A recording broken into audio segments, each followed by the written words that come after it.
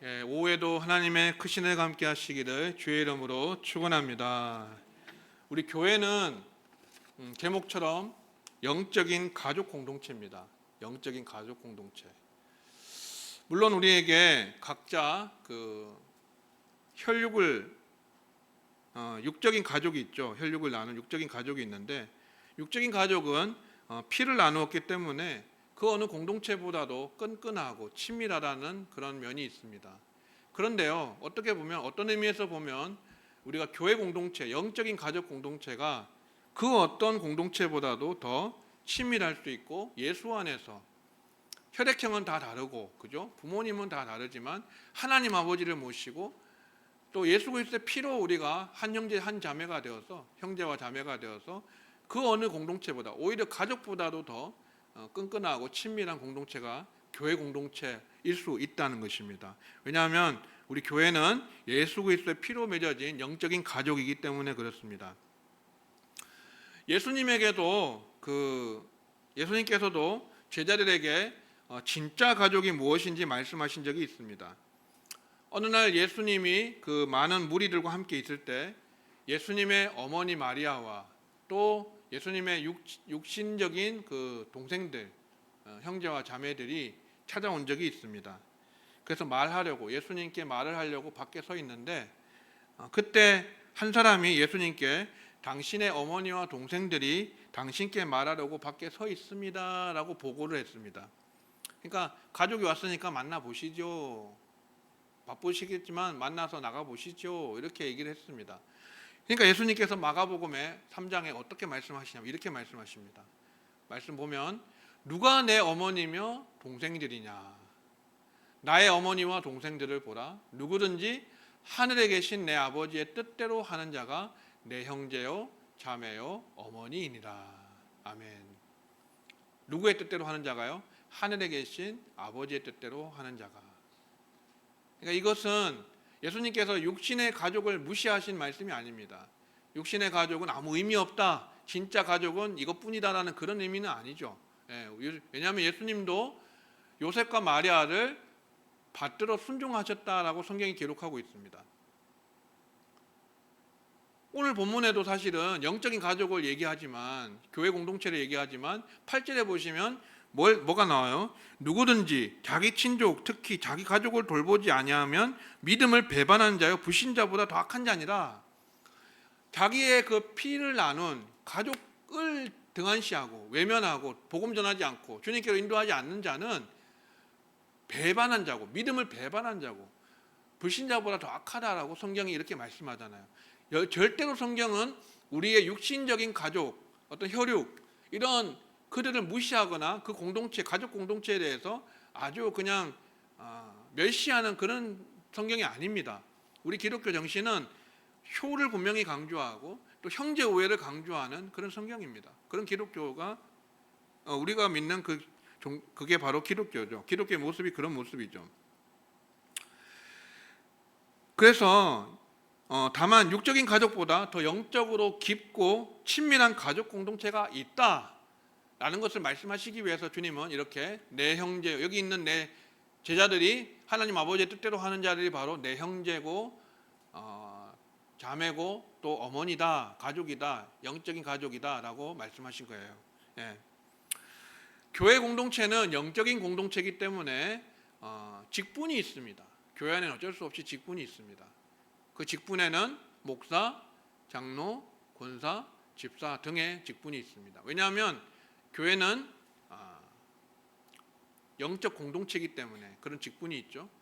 그와 또 동일하게 교회는 영적인 공동체이기 때문에 또한 질서가 있습니다. 영적 가족이기 때문에 질서가 있어요. 그것은 남녀노소가 있단 말이에요. 성경의 오늘 본문에는 이것을 늙은이, 젊은이, 늙은 여자, 젊은 여자, 과부, 좀 시대에 맞지 않는 명칭이긴 하지만 이런 표현으로 구분을 하고 있어요. 그래서 한 가지씩 살펴보겠습니다. 먼저 1절 보시면, 늙은이를 꾸짖지 말고 권하되 아버지에게 하듯하며, 이랬습니다. 첫 번째는 늙은이가 누굴까요? 남자 연로하신 성도를 말합니다. 교회 안에서 남자 연로하신 성도님들, 그거를 늙은이라고 그렇게 사도 바울이 표현을 했습니다. 번역을 이렇게 안 하고 조금 더 좀 부드럽게 했으면 좋을 뻔했는데요. 어쨌든 늙은이를 어떻게 하지 말라고요? 꾸짖지 말라. 그리고 권해라. 누구에게 하듯이 하라고요? 아버지에게 하듯 하며, 이렇게 말했습니다. 디모데는 다소 연소한 그런 나이에 에베소 교회 담임 목회자가 되었습니다. 그 당시에는 에베소 지역뿐 아니라 어느 지역에서든 노예들이 많이 있었는데요. 이 노예 가운데에는 젊은 노예도 있었지만 나이 많은 노예들도 있었거든요.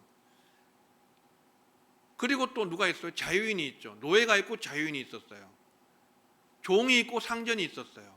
근데 문제는 기독교인들 가운데서도 늙은 종과, 그러니까 늙은 노예와 나이가 많은 노예와, 그죠? 연로하신 노예와 그리고 젊은 상전, 젊은 주인이 있을 수 있다는 거예요. 그러니까 예수를 믿고 가족 공동체가, 교회 공동체가 되었음에도 불구하고 이 자유인이, 젊은 자유인이 연로하신 그런 종들에게 막 꾸짖는 이런 일이 있었다는 것이죠. 윽박지르고 말이죠. 교회 밖에만 그런 게 아니라 교회 안에도 그렇게 자유인과 노예들이 함께 있었다. 그러다 보니까 그런 꾸짖는 일이 발생한 것입니다. 그래서 바울이 디모데에게 교회에서는 그러면 안 된다. 교회 안에서는 그게 이제 약간 그 당시의 시대 정신에 있어, 시대 문화에 있어서는 좀 파격적인 내용이거든요.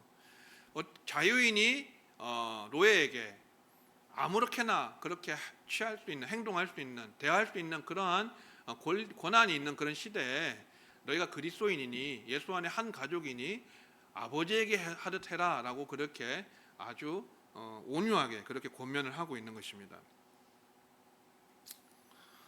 요즘도 하극상이 많이 일어나는 것이 문제입니다. 큰 문제죠. 연소자가 연장자에게 그렇게 화를 내고 험한 말을 하고 심지어 폭력까지 일삼는 그런 문제들이 많이 있습니다. 교회 안에서는 결단코 이런 하극상이 일어나서는 안 됩니다. 레위기에 보면 이런 말씀이 있죠. 레위기 19장 32절에 너는 뭐 앞에 일어서라? 센머리 앞에 일어서라. 백발 앞에 일어서라 라고 그렇게 말씀합니다. 이건 구약시대의 구절이거든요. 구약시대 율법이 말씀하는 것인데 그런 센머리 앞에서는 일어나서 존경을 표해야 되는, 공경함을 표현해야 되는 것이 우리 모든 하나님의 백성 공동체 사람들의 해야 되는 의무예요. 의무. 교회 안에서는 더 그렇고요. 그래서 이제 디모데에게 바울이 교회 공동체 안에서는 자유민이라고 해서 노예에게 마음대로 나이에 상관없이 막 하면 안 된다. 그러니까 존중해주고 높여주고 공경하고 아버지에게 하듯이 권해라. 이 권하라는 말은 부드러운 말로, 부드러운 위로의 말로 잘 설득하라는 것입니다. 마치 아버지에게 하듯이. 자기는 자유가 있고 그 연세가 많으신 분은 자유가 없는 노예라 할지라도 마치 내 아버지에게 하듯이 그렇게 공손하게 위로의 말로 따뜻하게 격려하라, 그렇게 얘기를 하고 있습니다. 우리 교회에도 연로하신 남 성도님들이 계시죠. 그래서 어떻게 대해야 될까요? 꾸짖는 것은 절대 있을 수가 없습니다. 아버지에게 하듯이 부드럽고 위로의 말로 권해야 한다는 것이죠. 하나님은 어떤 하나님이시냐? 질서의 하나님이세요. 하나님은 질서의 하나님이신데, 그래서 제5계명에 누구를 공경하라고 했습니까? 내 부모를 공경하라. 여러분, 이 세상에서 부모 공경해서 잘못된 사람이 있는지 한번 찾아보세요. 신불신을 떠나서, 믿고 안 믿고를 떠나서, 믿는 자가 부모를 공경해도 하나님께 복을 받고, 안 믿는 자가 부모에게 공경해도 그 사람은 하나님이 복을 주십니다. 잘되게 하십니다. 형통하게 하세요. 그러니까 하나님은 이 질서의 하나님이시기 때문에 이런 질서를 어지럽히고 파괴하는 자를 가만히 두지 않으세요. 그에게 징계를 하십니다. 심판을 하십니다. 그러니까 교회 안에서는 이 질서, 연장자, 우리가 이게 뭐 유교적인 어떤 그런 장유 유서를, 그러한 질서를 얘기하는 것이 아니라 어떤 교회 안에서 원칙적으로 하나님의 말씀에 근거해서 하나님 말씀은 우리에게 부모를 공경하라. 그 부모님은 모든 어르신들을 대표하는 분이거든요. 그러니까 샘머리 앞에서 일어나라고 하신 것처럼 우리가 교회 안에서 이런 남자 연로하신 성도님들에게, 본문은 늙은이라고 번역했지만 그러나 남자 연로하신 성도님들에게는 우리가 아버지처럼 돼야 된다. 아버지처럼, 영적 아버지처럼 그렇게 잘 섬기고 대하여주면 하나님께서 기뻐하시고 우리에게 은혜를 베푸신다는 거예요. 그런가 하면 1절 하반절에 보면 두 번째로 젊은이에게는 어떻게 할 것인가. 젊은이에게는 형제에게 하듯 하라 이렇게 말씀하고 있습니다. 형제에게 하듯 하라. 여기 젊은이는 연소한 청년에 해당하는 젊은 사람, 젊은 남자 성도를 말합니다. 디모데도 젊은 청년이었고 또 디모데와 비슷한 연배에 있었던 그러한 젊은 성도님들, 남자 성도님들에게 어떻게 할 것인가. 형제에게 하듯 대해야 된다라고 말씀하고 있습니다. 규모가 있는 교회들은 보면은 보통 청년들이 많이 있죠. 그래서 또 중년의 남자 성도님들도 많이 있습니다.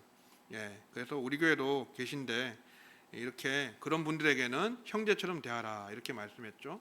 성경에 나오는 사랑의 종류 중에 뭐가 있습니까? 형제 우애라는 게 있습니다.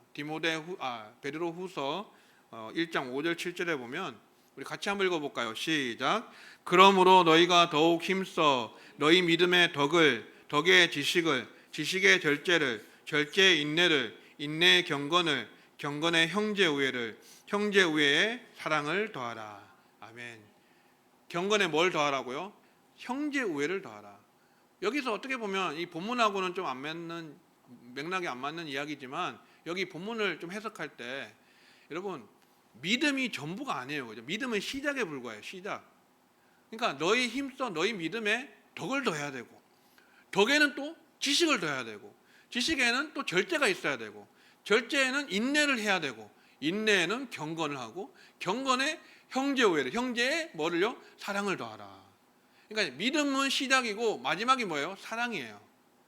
그래서 우리 주일학교 찬양 중에 믿음에서 사랑까지라는 찬양이 있거든요. 제가 참 좋아하는 찬양인데 우리 아이들하고 많이 불렀던 찬양이에요. 근데 거기에 베드로후서 이 말씀을 가지고 모티브를 얻어서 지은 찬양인데 형제 우애가 있다. 사랑의 종류 중에 형제 우애. 이 형제 우애를 헬라어로는 뭐라고 하냐면 필라델피아라고 합니다. 필라델피아. 우리 그 미국에 보면은 필라델피아 주가 있죠.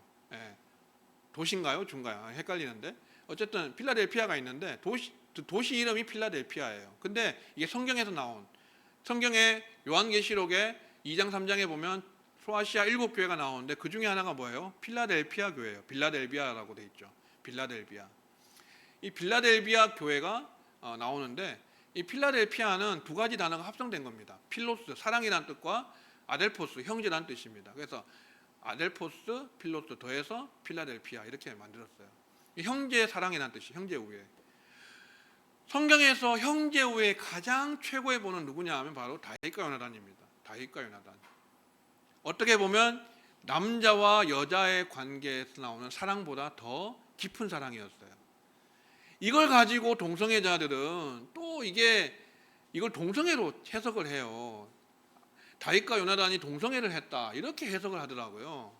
그러니까 거기에 보면 요나단이 자기의 옷을 벗어주었다는 얘기가 나오잖아요. 갑옷을 그 옷을 벗어주었다는 얘기가 나오는데 그걸 보고서 이제 이거는 동성애가 아니냐 이렇게 해석을 하던데 정말 누구 눈에는 뭐만 보인다는 그런 말이 딱 맞는 말이죠.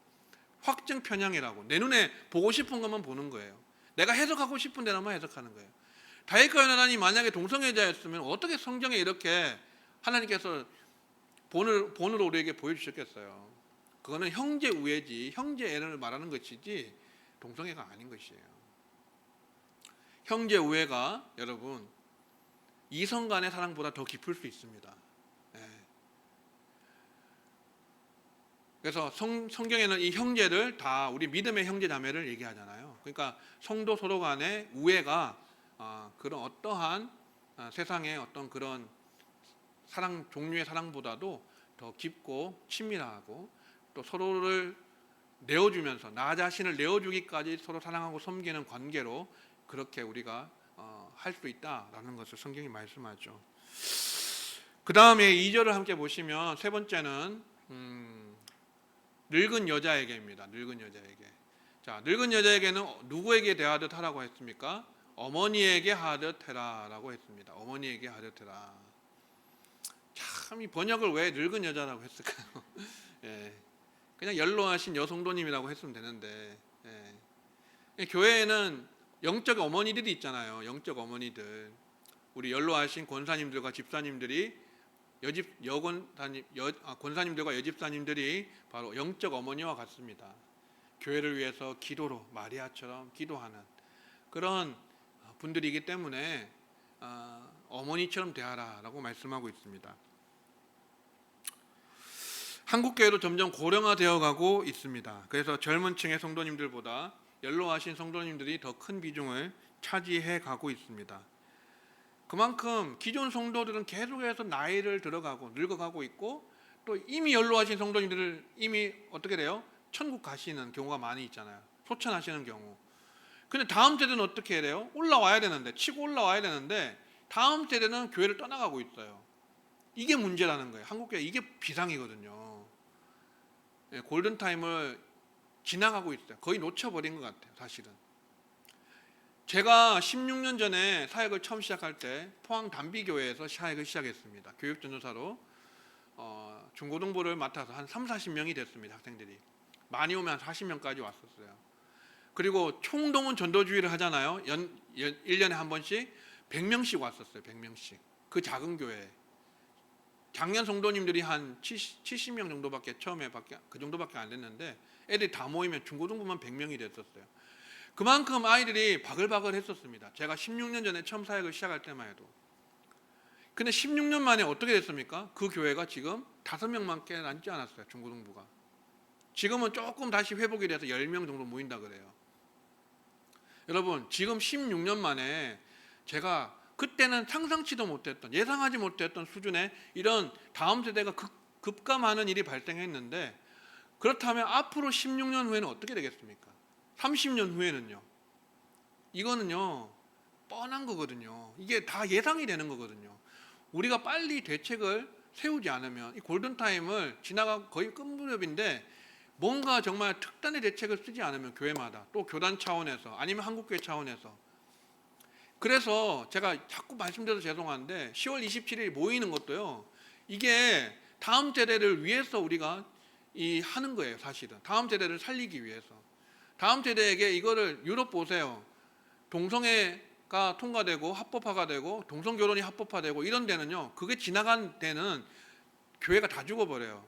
1%밖에 출석률 되지 않아요. 유럽이 그렇게 복음을 먼저 받아들이고 복음화됐다고 해도 교회 출석률이 전 국민의 1%밖에 안 돼요. 1%. 독일 1.3%. 미국요. 그러니까 유럽 다 날아가 버렸고 미국도 거의 다 날아갔습니다. 날아가고 있죠. 그러니까 이게 통과되지 않도록 하는 것이 우리가 다음 세대에게 물려줄 수 있는 최후의 보루라는 거예요. 보루. 그러니까 여러분, 이 30년 후에 한국이 어떻게 될 것인가? 과연 이 예배당에 얼마나 다음 세대가 자라서 집사님이 되고 권사님이 되고 장로님이 되어서 남아있을 것인가 하는 것에 대해서 우리 진지하게 생각해보고 고민해보고 기도하고 답을 찾아야 됩니다. 뭔가 행동을 해야 됩니다. 전도해야 되고요. 아이를 잘 케어해야 되고요. 지난번에 우리 교회에서 그렇게 수련회와 여름 성경학교를 할 때 그렇게 우리 성도님들이 전부 다 이렇게 기도해 주시고, 또 우리 특별히 찬양대에서 양보를 해주셔가지고 아이들에게 좋은 이런 공간을 물려주었잖아요. 마련해 줬잖아요. 그건 너무나도 잘한 일이에요. 여러분 정말 잘하셨고 박수 받을 만한 일이에요. 그래서 이제 다음 세대가 정말 부흥할 수 있게, 또 아이들이 한 명 한 명 영적 성장을 이루어질 수 있게 잘 우리가 케어하고 기도해주고 하는 것들이 필요합니다. 그래서 이번 돌아오는 성례주일에 우리 교단이 헌법을 고쳐서 원래는 만 2세까지 유아 세례를 줄 수 있었죠. 그리고 중간에 세례 공백기가 있어요. 중간에 세례 공백기가 있고 만 14세부터 입교 예식을 통해서 유아 세례 받은 자가 입교인이 되고 세례교인이 정식 세례교인이 되고, 그리고 만 14세 이상부터는 바로 학습 세례를 받을 수 있게 그렇게 성인 세례를 할 수 있게 해놨잖아요. 이게 바뀌었어요. 이게 몇 년 전에 2017년도에 어떻게 바뀌었습니까? 만 2세까지 제한했던 유아 세례를 만 6세까지로 연장했어요. 그리고 만 7세부터 만 13세까지는 어린이 세례를 줄 수 있도록 신설을 했습니다. 만 14세 이상은 똑같고요.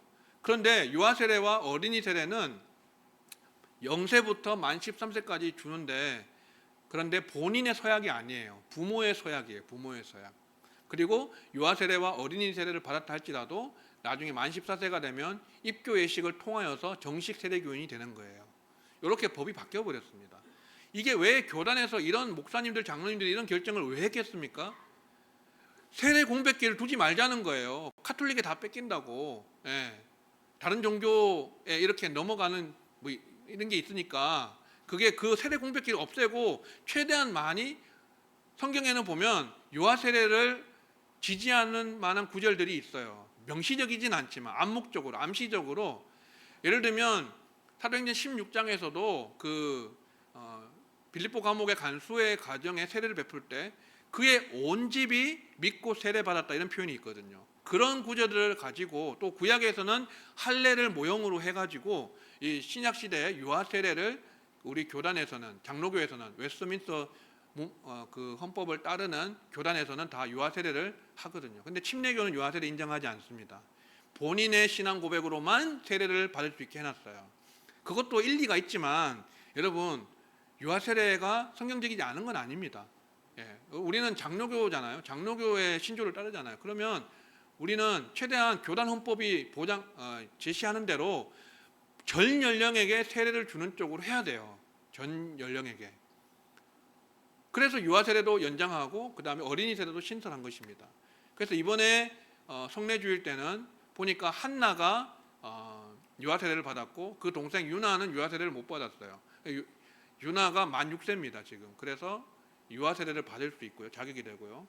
또 하지오 집사님 딸 승주도 유아 세례를 받았는지 제가 확인해 봐야 되는데 안 받았죠 아마. 승주가 아마 그럴 겁니다. 그래서 그렇죠. 예, 승주도 어린이 세례에 해당합니다. 그래서 유아 세례 1명, 어린이 세례 1명을 줄 수가 있어요. 그래서 저는 이 헌법에 충실하는 것도 목회한 방침이기 때문에 우리가 그동안은 어린이 세례, 유아 세례를 좀 이렇게, 어린이 세례를 못 줬지만 이제는 어린이 세례를 부모의 신앙 고백으로 줄 수 있어야겠다. 다만 공부는 어린이 세례를 공부를 해야 돼요. 할 수 있는 책이 있습니다. 그림으로 된 게. 그래서 전도사님께 제가 맡겨놨습니다.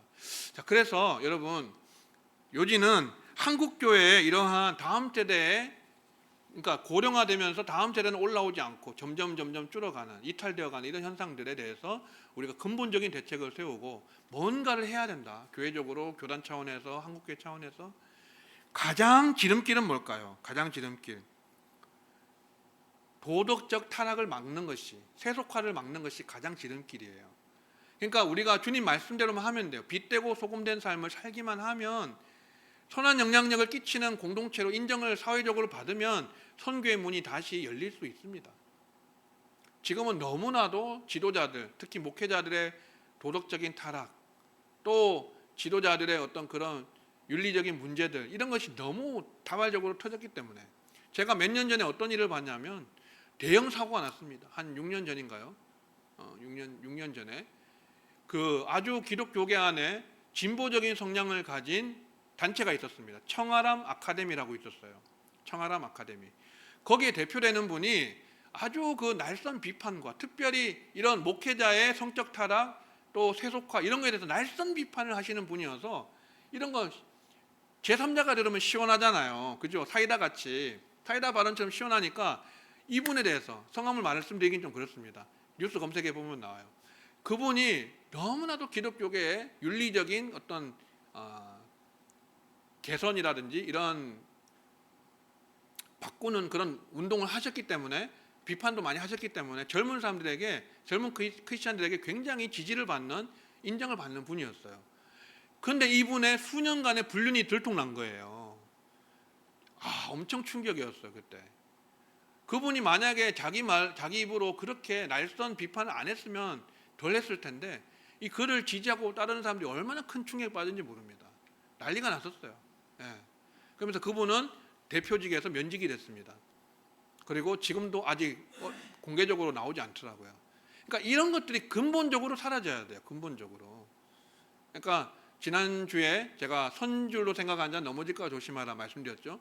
이런 우리 신앙은 살 얼음 위를 걷는 것처럼, 그렇게 요셉처럼 걸어야 되기 때문에 하나님 앞에서, 살아계신 하나님 앞에서 코람데오의 삶을 회복할 때, 또 빛되고 소금된 삶을 살아갈 수 있는 그런 선한 영향력을 회복할 때 한국교회는 다시 그렇게 다음 세대가 그 어른 세대를 보면서 존경을 하게 되고 따라오게 되고 또 늘어나게 되고 이런 회복의 역사가 있을 것 같습니다, 여러분. 그래서 우리가 한국교회에서 기도해야 되고요, 회복될 수 있도록 우리가 중보해야 하는 것입니다. 어찌되었든 교회 안에 있는 연로하신 여성도님들에게는 어머니에게 하듯하라라고 그렇게 말씀했습니다. 우리 교회 연로하신 권사님, 집사님들, 여집사님들, 여집사님은 이제 연로하신 분 안 계시죠. 그래서 또 연로하신 여성도님에게 영적인 어머니로 그렇게 대우해드리는 그런 기도하시는 영적 어머니들에게 어머니처럼 대하는 이러한 것이 교회 공동체에 필요합니다. 자, 문제는 2절 하반절입니다. 네 번째, 젊은 여자에게입니다. 젊은 여자, 이게 문제입니다. 자, 젊은 여자에게는 조금 다른 표현이 나와요. 뭐가 나와요? 젊은 여자에게는 온전히 깨끗함으로 자매에게 하듯하라.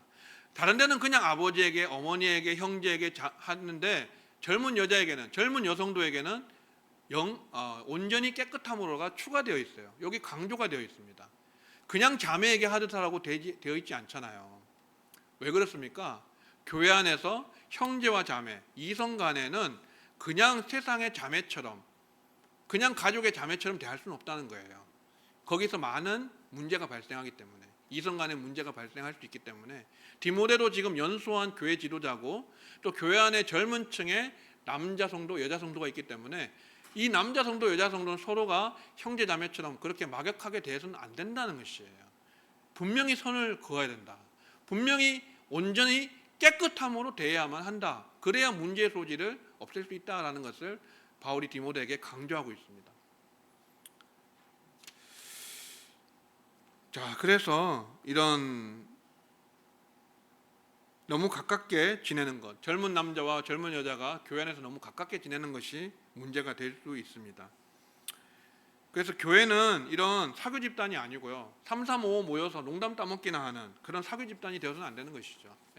젊은 여자에게는 분명히 선을 이렇게 가지고서 대해야 되고 그런 경계가 있어야 된다. 지킬 것은 지켜야 된다라는 것. 그것이 희미해지고 무너지면 금방 문제가 생길 수 있다라는 것을 말씀했습니다. 마지막으로 5번째, 과부에게는 참 과부인 과부를 어떻게 하라고요? 존대하라. 이 참 과부에게 존대를 해주어라.